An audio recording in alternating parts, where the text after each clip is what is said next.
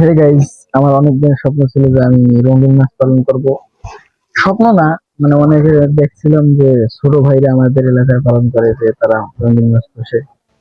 তো একটা সময় আমারও ইচ্ছা হয়েছে আমি রঙিন মাছ পুষবো। তো আমি খোঁজ করতে করতে একটা ভাই দেখা পাই, তো ভাইয়ের কাছে গেছিলাম। সেই ভাই আমাকে গ্যারান্টি দিয়েছিল যে তুমি নিয়ে যাও, যদি কিছুদিনের মধ্যে বাচ্চা না দেয় তাহলে তুমি আমাকে মাছগুলো রিটার্ন দিয়ে দাও, তুমি আমার টাকা নিয়ে যাবে।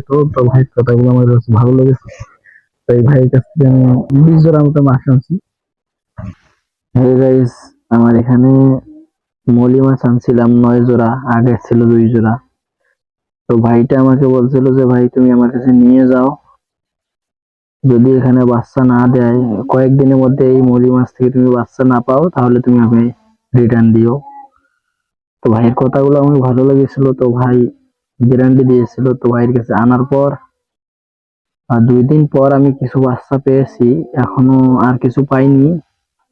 হয়তো ওগুলোর পেটে বাচ্চা আছে, কিছুদিনের মধ্যে দিয়ে দিবে, সমস্যা নাই। তো আপনাদের যাদের মাছ লাগবে কমেন্ট বক্সে বলেন, আমি আপনাদের সাথে যোগাযোগ করব, বা আপনারা যোগাযোগ করতে পারেন, আমি আপনাদেরকে ভাইয়ের নাম্বারটা দিয়ে দিব। এই যে আমার সিরাপ। তো এইটা হচ্ছে গাপ্পি সিরাপ, গাপ্পি।